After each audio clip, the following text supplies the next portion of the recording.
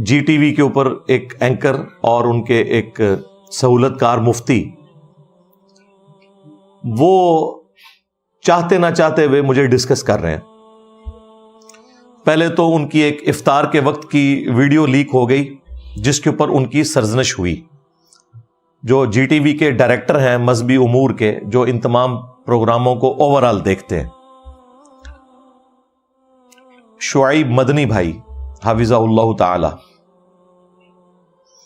ان کے میرے اوپر بہت زیادہ احسانات ہیں اس حوالے سے کہ سب سے پہلے ایک مین میڈیا چینل کے اوپر انہی کی دعوت کے اوپر میں گیا تھا. تو یہ جو کچھ میں بیان کر رہا ہوں ان کی اجازت سے کر رہا ہوں. انہوں نے خود کہا ہے کہ میری طرف سے آپ بے شک بیان کریں، اور میں نے تو پہلے ہی بتا دیا تھا کہ یہ ویڈیو لیکڈ ہے. وہ تو بعد میں انہوں نے بتایا کہ واقعی ایسا تھا کہ اس کے اوپر سرزنش ہوئی. قاری خلیل الرحمان صاحب اور مفتی حنیف قریشی صاحب کھانے کی ٹیبل کے اوپر گفتگو کر رہے ہیں، اور مفتی صاحب ان کو بڑے دھمکی امیز لہجے میں کہہ رہے ہیں کہ تم پہلے وہ کتاب پڑھو جس میں میں نے تمہیں رگڑا لگایا ہے. تو انہوں نے کہا کہ اگر یہی بات ہے تو پھر میں وہ صوفیاء کی عبارتیں لے آؤں جس کے اندر یہ گستاخانہ چیزیں موجود ہیں. تو اس کے اوپر مفتی صاحب نے کہا کہ اس میں آج پھر مرزے کی روح آ گئی ہے.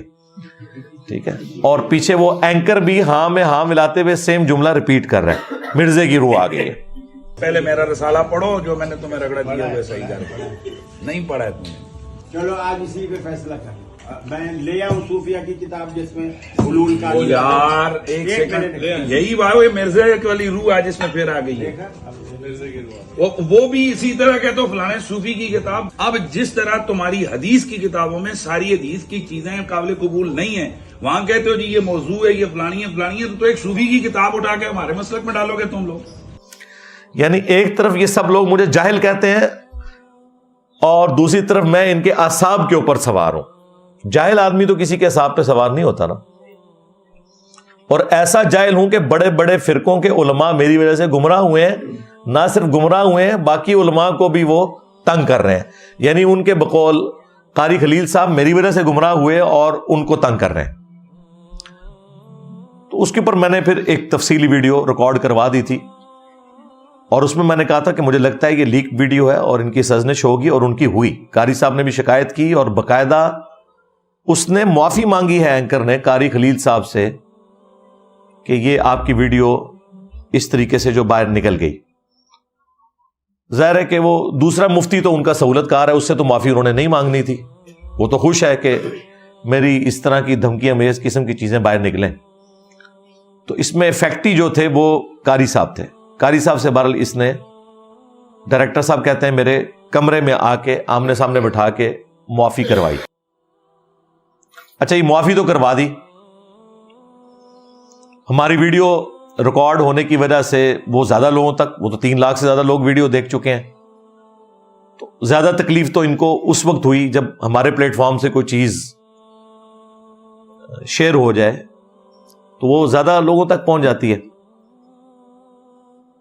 اگلے ہی دن منڈے والے دن ایک اور ان سے بلنڈر ہو گیا، اور مین نیشنل ٹی وی کے اوپر، جی ٹی وی پہ، اسی ٹی وی کے اوپر رمضان نشریات میں انہوں نے ٹاپک رکھ لیا تصوف. اب ظاہر ہے کہ جو صوفیوں کے ماننے والے ہیں وہ تو نعوذ باللہ من ذالک اس پروگرام میں تو رسول اللہ کو بھی صوفی کہہ رہے تھے ولیعوذ باللہ تعالی. ایسے لوگوں کے اوپر تو 295C لگنی چاہیے جو نبی علیہ السلام کو صوفی کہہ رہے ہیں. اب جب اہل حدیث عالم قاری خلیل صاحب کی باری آئی تو انہوں نے ان کے بزرگوں کی ایک کتاب اٹھائی ہوئی تھی اور ایک پرچی نکالی جس پہ انہوں نے ریفرنس نوٹ کیے ہوئے تھے. انہوں نے سیدھا جو ہے وہ چشتی رسول اللہ والا واقعہ وہاں پہ سنانا شروع کر دیا. تو آپ دیکھیں اس مفتی کا چہرہ بھی لٹک گیا اور اینکر کی تو زبان ہی باہر نکل آئی. آپ دیکھیں اس کی زبان ایسے باہر نکلی ہے کہ جس طرح مجھے ذبح کرنے لگے. ظاہر ہے وہ تو ان کا فرنٹ مین بنا ہوا ہے نا صوفیوں کے فرقے کا. میں آپ کا مرید بننا چاہتا ہوں معین الدین سے، چشتی سے. تو انہوں نے کہا کہ پھر تو کہہ لا الہ الا اللہ چشتی رسول اللہ. یہ طریقت نے گل کھلائے ہیں. مجھے بتائیے نبی مکرم کے کلمے کی جگہ لوگ اپنے کلمے پڑھوا رہے ہیں اور ہم اسے کہہ رہے ہیں کہ یہ دنیا کا مانا ہوا پیر ہے. ٹھیک چل آپ پھر تو ہمارے اقرار الحسن صاحب صحیح کر رہے ہیں کہ اس زمانے میں تھے نہیں, ورنہ ان کے پیچھے بھی پڑ جاتے. یہ جن کتابوں کا حوالہ دے رہے ہیں, پہلی بات یہ کتابیں ہی ان بزرگوں کے ساتھ غلط منسوب ہے, اور اس پر پچھلے اتنے عرصے سے ہم رو رہے ہیں, اور آپ کے جو جہلم کے محبوب ہیں وہ انہی تو بوگس چیزوں پر ان کی بنیاد کھڑی ہے. اور مفتی نے انہیں بار بار روکنے کی کوشش کی. انہوں نے کہا بھئی مجھے بات کرنے دیں, اور انہوں نے بتایا کہ جی اس طریقے سے یہ تصوف نے گل کھلائے ہیں کہ آپ کے جو بزرگان دین تھے وہ اپنے ناموں کے کلمے پڑھایا کرتے تھے, لا الہ الا اللہ چشتی رسول اللہ نعوذ باللہ من ذالک. اور پھر ایک جملہ قاری صاحب نے بڑا زبردست بولا. انہوں نے کہا کہ یہ آج جو اقرار الحسن صاحب کر رہے ہیں نا حق خطیب کے ساتھ, اگر اس زمانے میں اقرار صاحب ہوتے تو خواجہ صاحب کے پاس پہنچ جاتے. ہائے ہائے ہائے, قاری صاحب 100/100 نمبر نے چھکا مارے آجے, کمال بات کی ہے. اچھا اب یہ باتیں جب میں کرتا ہوں تو ان کو آگ لگتی ہے. بھائی اب تم نیشنل ٹی وی پہ بیٹھے ہوئے تھے نا, اور قاری صاحب نے یہ بات کی, تو تم سامنے بیٹھے ہو تو جواب دو نا ان کو. جو کہتے ہو جی سامنے انجینئر صاحب بیٹھے تو پھر ہم ایسے جواب دیں گے, انہیں لاجواب کر دیں گے. ادھر تو تم سارے لوگ فیل ہو گئے ہو, ہمیں پتہ ہے تمہارے پلے کوئی نہیں ہے, تمہارے مرے ہوئے بھی قبروں سے نکل آئے نا. انجینئر صاحب کی باتوں کا جواب نہیں ہے سوائے اس کے کہ توبہ کر لو. اب چونکہ اس کے بعد سنڈے ہی اب آیا, لہٰذا میں آج اس کو ڈسکس کر رہا ہوں. یہ جو دوسرا حادثہ ان کے ساتھ ہوا نا وہ ہوا منڈے کے دن. اب جب مفتی صاحب کی باری آئی اسے ریبٹل کرنے کی, تو وہی انہوں نے کہا کہ وہ جو جیلم والی سرکار ہے, پھر میرا نام انہوں نے لے لیا. ظاہر ہے میں ان کے اصحاب کے اوپر سوار ہوں. یعنی دنیا میں جہاں کہیں توحید کے لیے آواز اٹھ رہی ہے, ختم نبوت کے لیے صلی اللہ علیہ وآلہ وسلم کوئی شخص کام کر رہا ہے نا, تو انہیں پتہ ہے کہ یہ اس کی ابتدا جو ہے وہ قرآن و سنت ریسرچ اکیڈمی جیلم سے ہوئی ہے. کیونکہ آج تک صرف اینٹی قادیانی کام ہوتا تھا, یعنی غلام احمد قادیانی دجال کو برا کہنا. لیکن ختم نبوت پہ کام اس پلیٹ فارم سے سٹارٹ ہوا ہے کہ خواہ غلام احمد قادیانی دجال ہو, یا کوئی تھانوی دجال ہو, یا کوئی چشتی دجال ہو, یا شبلی دجال ہو, اگر انہوں نے یہ کہلوائی ہیں باتیں, اگر نہیں کہلوائی تو اللہ کے حضور معافی ہے ان کے لیے. لیکن ان کے ماننے والے تو ان چیزوں کو مانتے ہیں, فخریہ ڈیفینڈ کرتے ہیں. اس کے بعد پھر مفتی صاحب نے یہ جھوٹ بولا وہاں پہ کہ جی یہ تو کتابیں ہی بدل گئی ہوئی ہیں, ہم تو مانتے ہی نہیں ان واقعات میں. اب چونکہ سامنے بیٹھے ہوئے تھے قاری صاحب تو بےچارے اس بات کا جواب نہیں دے سکتے تھے. بعد میں انہوں نے یہ ویڈیو ہمارے اکیڈمی کے نمبر پہ بھیجی, اور مجھے اکیڈمی کے بھائی نے بتایا کہ جی یہ قاری صاحب نے ویڈیو بھیجی ہے. میں نے کہا میں دیکھ چکا ہوں. تو اب اخلاقاً میں نے پہلے بھی ارادہ کیا تھا میں قاری صاحب کو فون کر کے مبارکباد دوں گا. اب چونکہ انہوں نے خود ویڈیو بھیج دی ہے تو میرا اخلاقاً فون کرنا بنتا ہے. تو میں نے اگلے دن قاری خلیل صاحب کو فون پہ مبارکباد دی, بڑے خوش ہوئے وہ, اور میں نے ان کو پھر آگے بتایا کہ آپ کو اس کا منہ وہیں پہ توڑنا چاہیے تھا علمی طور پہ. جو یہ بات کر رہا تھا کہ کتابیں بدل گئی ہیں, یہ جھوٹ بول رہا ہے. اور پھر میں نے انہیں سارے ریفرنسز واٹس ایپ کیے, جو ہمارے اسٹوڈنٹس کو پتا ہے میں ویڈیوز میں ڈسپلے کراتا رہتا ہوں کہ کتابیں کوئی نہیں بدلی ہیں, یہ بالکل جھوٹ بول رہا ہے. کتابیں میرے آنے کے بعد بدل گئی ہیں, پہلے ان لوگوں نے اس کو ڈیفینڈ کیا ہوا ہے. اور آج میں اس مفتی کے اوپر اور اس کے فرنٹ مین اس اینکر کے اوپر ایک نیا علمی ایٹم بم گرانے لگا ہوں انشاءاللہ تعالی اس ویڈیو میں.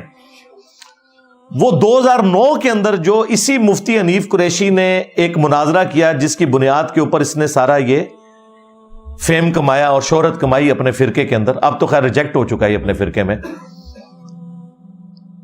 اس مناظرے کے اندر اس نے خود چشتی رسول اللہ اور شبلی رسول اللہ کا دفاع کیا ہوا ہے.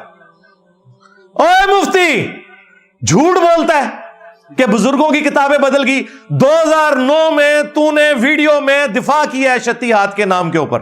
شبلی بولے اس طرح پڑھ, لا الہ الا اللہ شبلی رسول اللہ, ختم نبوت کے ڈاکو شبلی کو رسول بنانے والوں, لا الہ الا اللہ چشتی رسول اللہ, لا الہ الا اللہ شبلی رسول اللہ. انہوں نے پھر پڑھا لا الہ الا اللہ شبلی رسول اللہ. اب بات یہ ہے شبلی کو کیا کہا, کون ہے, کافر ہے.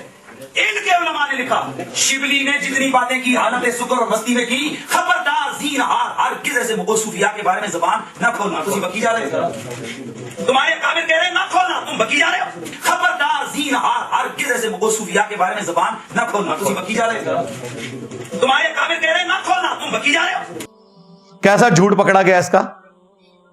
اور یہ یاد رکھیے گا شتیہات کی جو ٹرم انہوں نے صوفیاء کو بچانے کے لیے ڈیوائز کی ہے نا وہ بھی ان کے بزرگ صرف اللہ کے لیے مانتے ہیں.